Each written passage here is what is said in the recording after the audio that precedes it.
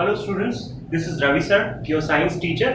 Students, कल के दिन में हमने लास्ट जो टॉपिक स्टडी किया था that was we had defined the chemical equation and chemical reaction. हमने केमिकल रिएक्शन और केमिकल इक्वेशन दोनों को कल के दिन में डिफाइन किया था, राइट। आज के दिन में फिर से एक बार केमिकल इक्वेशन को डिफाइन करके और कुछ टर्मिनोलॉजी के बारे में हम स्टडी करेंगे, ठीक है।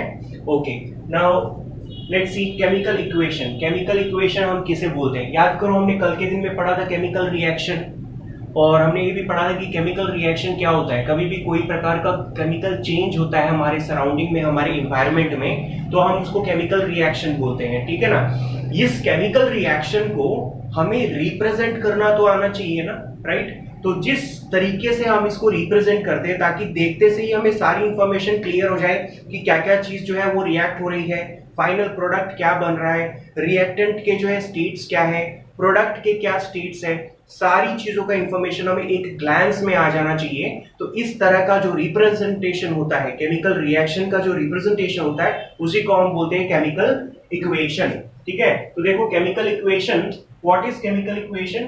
Chemical equation is the representation of chemical reaction in terms of symbol, molecule, molecular formula, moles and states. यानी कि कोई भी केमिकल रिएक्शन को रिप्रेजेंट करने का एक तरीका, किसकी हेल्प से?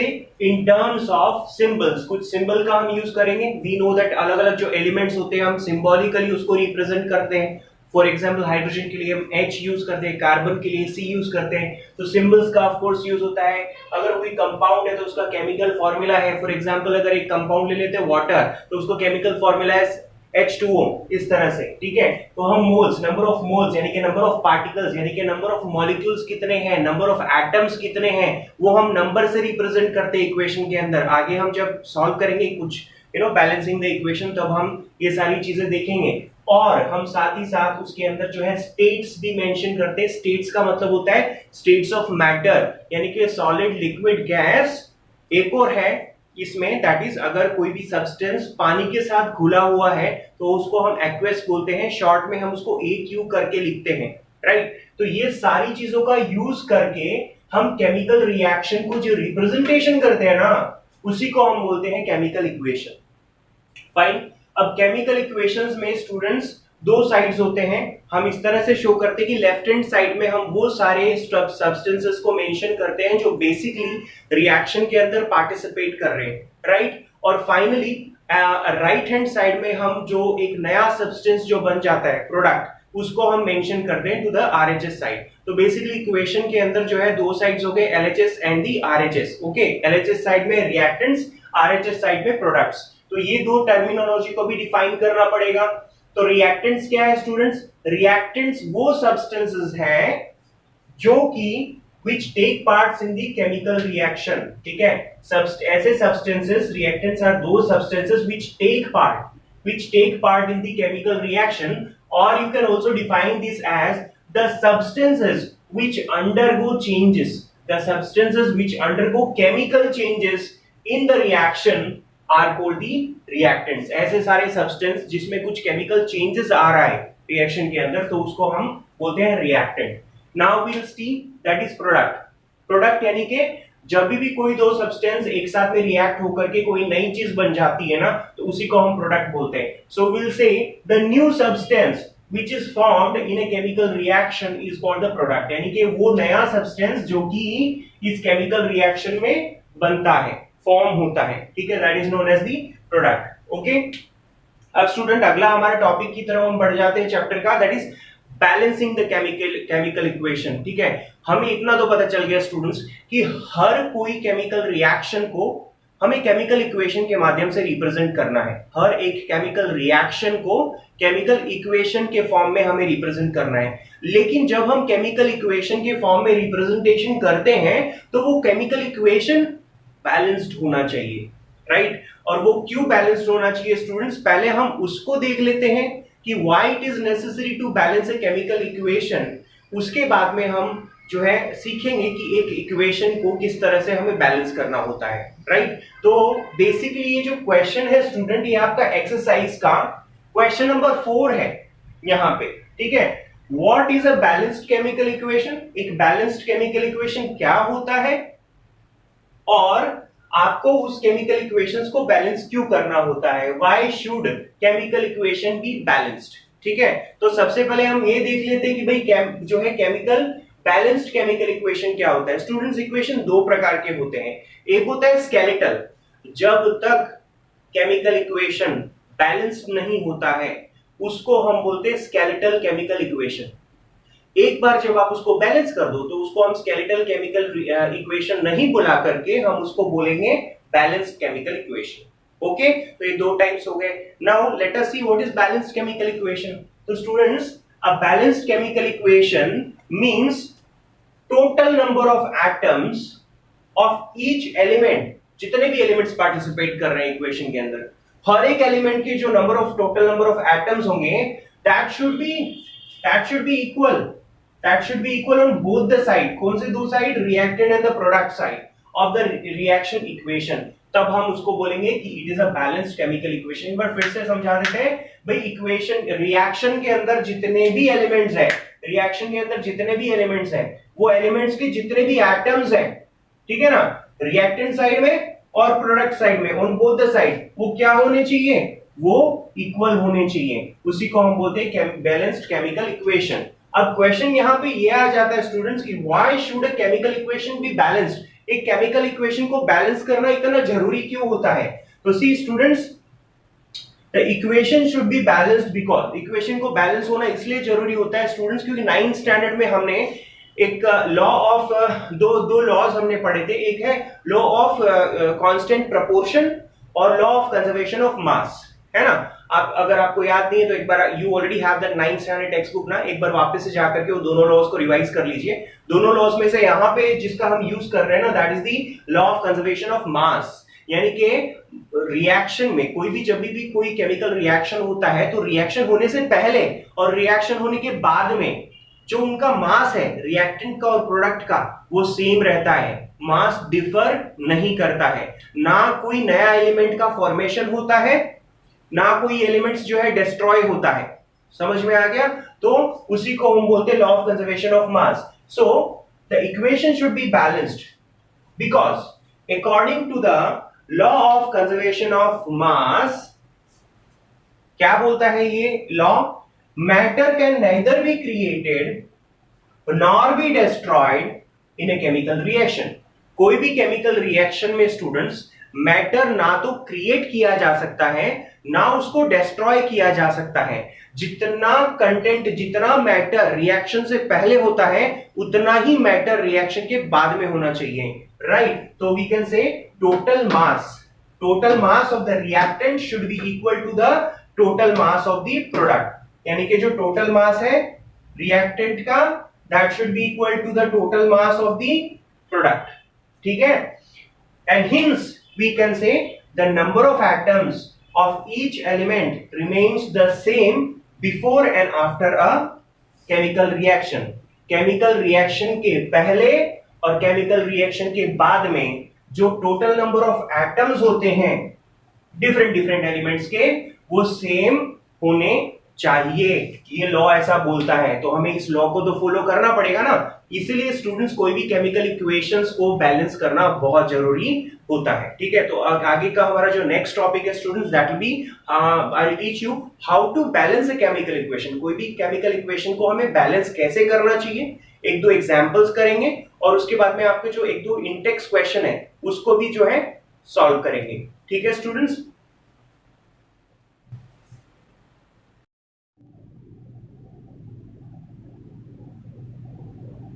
ओके स्टूडेंट्स, अब हम सीखेंगे कि एक इक्वेशन को किस तरह से बैलेंस किया जाता है, ठीक है। एक बहुत ही सिंपल सा इक्वेशन से शुरुआत करते हैं, ठीक है। यू सी, ये सबसे पहला इक्वेशन आपके चैप्टर का सबसे पहला एक्टिविटी, दैट इज एक्टिविटी 1.1 में हमने ये ऑलरेडी सीख लिया है। याद है आपको, that burning the magnesium ribbon, ठीक है। मैग्नीशियम रिबन को हम बर्न करते हैं तो वो व्हाइट डैजलिंग लाइट से जो है बर्न होता है, ठीक है। और साथ में जो बनता है product, that is magnesium oxide, right. तो ये आपके सामने उसी एक्टिविटी का एक जो है केमिकल इक्वेशन है। इसको हम पहले देख लेते हैं कि भाई ये बैलेंस्ड है या नहीं है, ठीक है। देखो, बैलेंस है या नहीं है ये चेक करने के लिए स्टूडेंट्स आपको सिर्फ इतना देखना है कि जो भी एलिमेंट्स पार्टिसिपेट कर रहे हैं वो एलिमेंट्स के जो एटम्स हैं वो दोनों साइड में LHS RHS that means reactants and the product side equal होना चाहिए, right. You see product reactant side में मैग्नीशियम जो है एक एटम है, प्रोडक्ट साइड में भी मैग्नीशियम एक एटम है, रिएक्टेंट साइड में ऑक्सीजन के दो एटम है, लेकिन प्रोडक्ट साइड में ऑक्सीजन का सिर्फ एक ही एटम है। तो ये इक्वेशन जो है ये बैलेंस नहीं है। जो इक्वेशन बैलेंस नहीं होती है उस इक्वेशन को हम क्या बोलते हैं, उस इक्वेशन को हम स्केलेटल केमिकल इक्वेशन बोलते हैं।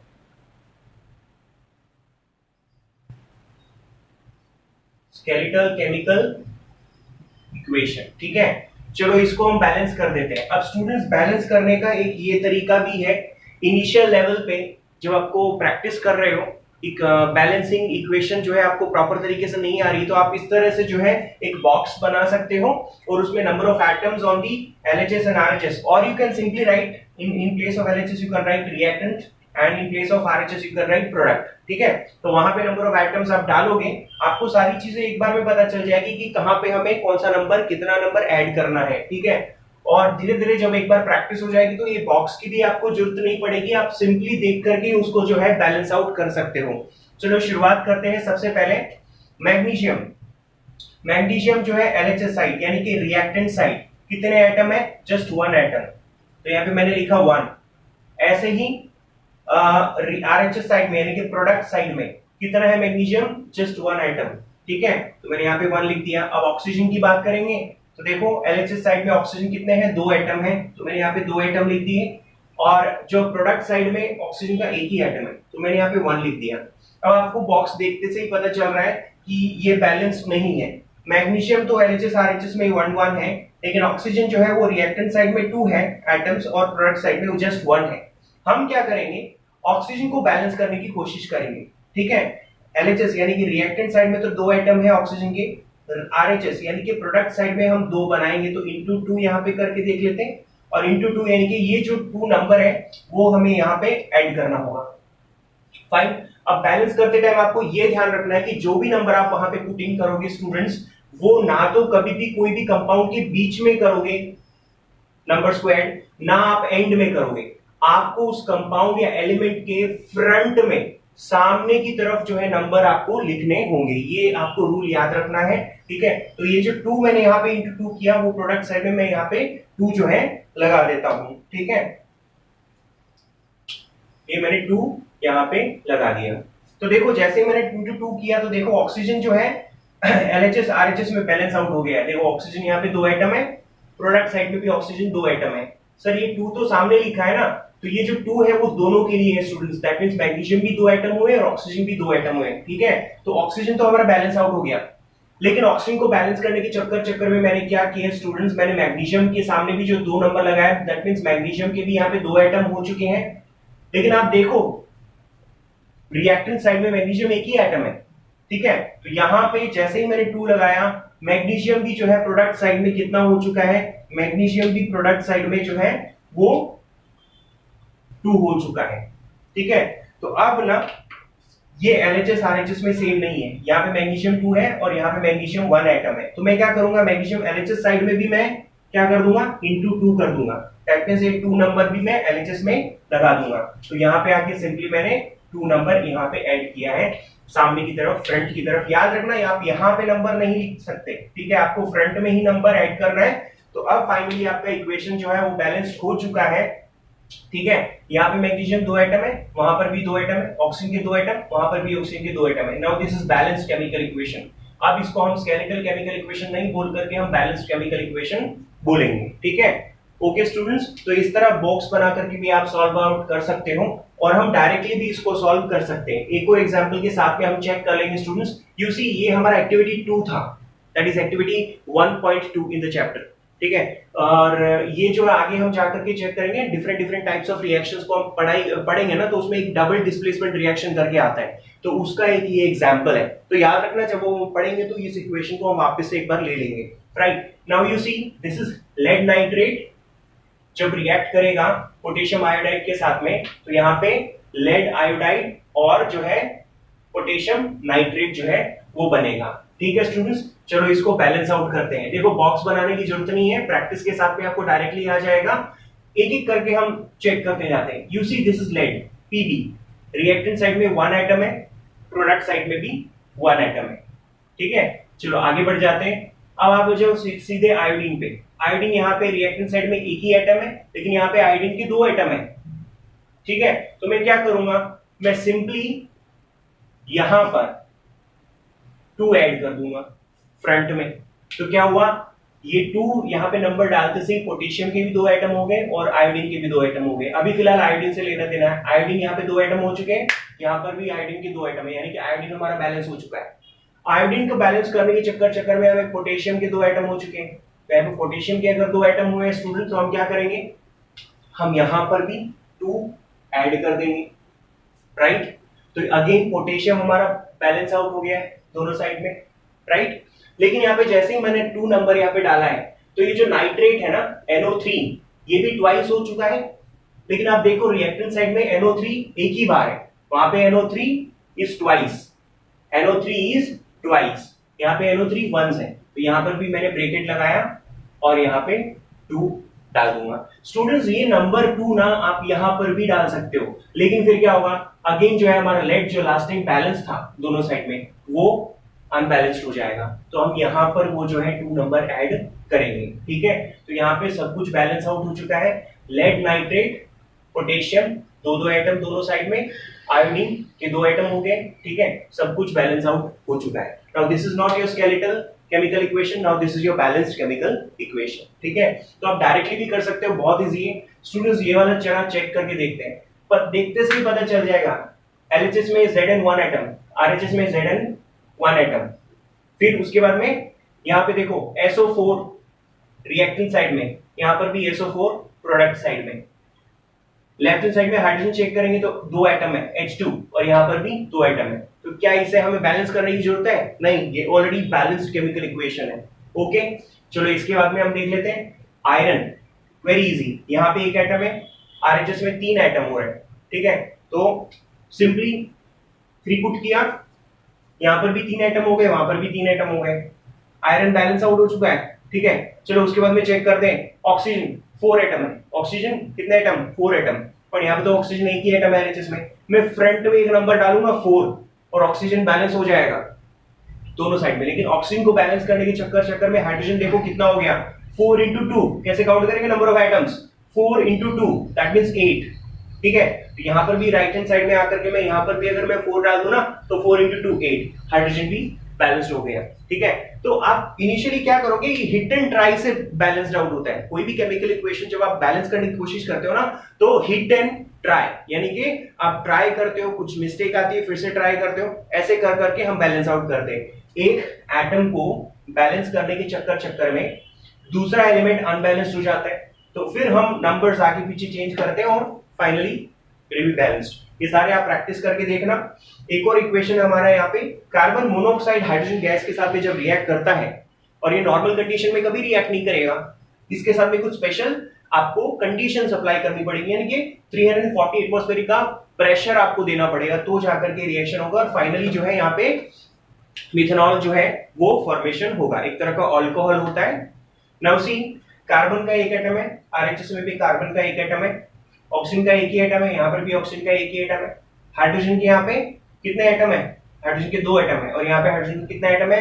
3 और प्लस 1, यानी कि हाइड्रोजन के 4 एटम है। सिंपली क्या करना है, यहाँ पे 2 लगा दो, 2 into 2 4, तो हाइड्रोजन के 4 एटम इधर भी हो गए, हाइड्रोजन के 4 एटम उधर भी हो गए।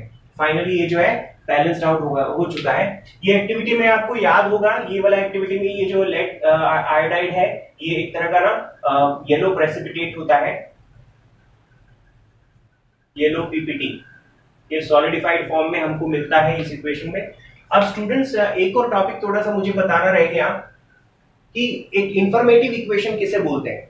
एक इक्वेशन के अंदर बहुत सारी इंफॉर्मेशन आप जब डाल देते हो ना, तो उसको हम इंफॉर्मेटिव इक्वेशन बोलते हैं। जैसे कि फिजिकल स्टेट अगर आपको मेंशन करना है, ठीक है ना, तो कौन से फिजिकल स्टेट हो सकते हैं, तो आपको इक्वेशन में अगर वो सॉलिड है तो इस तरह से लगाना है ब्रैकेट में, अगर वो लिक्विड है तो इस तरह लगाना है, गैस है तो इस तरह लगाना है, अगर वो वाटर का एक्वस सॉल्यूशन है तो आपको A Q ऐसा करके वहां पे पुट इन करना है। ये हो गए फिजिकल स्टेट जो आपको मेंशन करने होते हैं, हर बार नहीं, not very compulsory every time. दूसरा ये कंपलसरी है स्टूडेंट, रिएक्शन का कंडीशन। यहां पे देखो ये इक्वेशन कभी नहीं, ये रिएक्शन कभी नहीं होता अगर ये प्रेशर ना दिया जाता, 340 एटमॉस्फेरिक प्रेशर नहीं दिया जाता तो ये कंडीशन है रिएक्शन के होने का। तो आपको यहां पे क्या क्या मेंशन करना होता है रिएक्शन कंडीशन में, एक आता है आपको मेंशन करने का, दैट इज टेम्परेचर, कितने टेम्परेचर पे वो रिएक्शन टेक्स प्लेस करेगा, प्रेशर,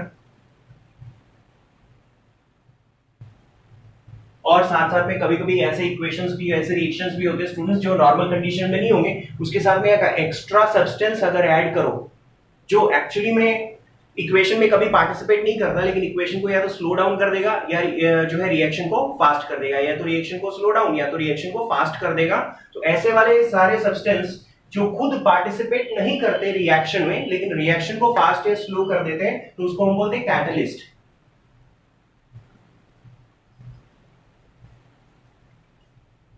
ठीक है, कैटलिस्ट। तो ये सारे आपको मेंशन करने होते हैं। अगर ये सारी चीजें आप मेंशन कर देते हो तो उसी को हम बोलते हैं इंफॉर्मेटिव इक्वेशंस। ठीक है, जैसे कि आपको मैं बता देता हूं, मैग्नीशियम क्या था, मेटल है ना, तो सॉलिड। ऑक्सीजन क्या है, गैस है ना, तो आपको इस तरह से लिखना है। ये वापस इसकी राख बची थी ना मैग्नीशियम ऑक्साइड की, तो अगेन आपको यहाँ पे सॉलिड इस तरह से आपको लिखना होता है। ठीक है, यहां पर आप मेंशन कर सकते हो ये लेड नाइट्रेट ना, ये एक एक्वेस सॉल्यूशन है, एक्वेस सॉल्यूशन, तो आपको इस तरह मेंशन करना होता है। याद करो दोनों सॉल्यूशन को आपको मिक्स करना होता है, पोटेशियम आयोडाइड ये भी एक एक्वेस सॉल्यूशन है। ठीक है, ये जो है वो सॉलिड है, तभी तो टेस्ट ट्यूब में ये प्रेसिपिटेट जो है इनसॉल्युबल होता है, वो नीचे की तरफ बैठ जाता है, राइट। येलो कलर का प्रेसिपिटेट होता है insoluble, so this is solid. Again potassium nitride ये एक एक्वेस सॉल्यूशन है। तो ये सारी चीजें आप डाल देते हो, अगर साथ में कुछ टेम्परेचर या प्रेशर भी है तो उसी को हम बोलते हैं इंफॉर्मेटिव इक्वेशंस। स्टूडेंट्स आज के दिन में हमने कुछ एग्जांपल्स किए हैं how to solve the chemical equations. आपका जो फर्स्ट चैप्टर के अंदर सबसे पहले वाले जो इंडेक्स क्वेश्चंस है ना, आई थिंक सेकंड पेज में है, राइट। तो वो इंडेक्स क्वेश्चंस में कुछ क्वेश्चन इस तरह दे रखे हैं कि आपको उसको बैलेंस आउट करना है इक्वेशंस को, तो आप जरूर से वो सारे प्रैक्टिस करना। नेक्स्ट जो हमारा वीडियो लेक्चर होगा उसके अंदर वो सारे के सारे इक्वेशंस को मैं खुद यहाँ पे बोर्ड पे आपको बैलेंस करके और सॉल्व करके बताऊंगा। Till then take care of yourself students. ये सारे आज के दिन में जितने हमने कवर अप किए, ये सारे फिर से आपको जो है प्रैक्टिस करना है, लिख करके उसका पीडीएफ बना करके मुझे 24 आवर्स के अंदर अंदर आपको सेंड करना रहेगा। ओके, और बाकी जो चीजें रह गई हैं that will cover up in the live lecture in the Zoom. Okay, take care.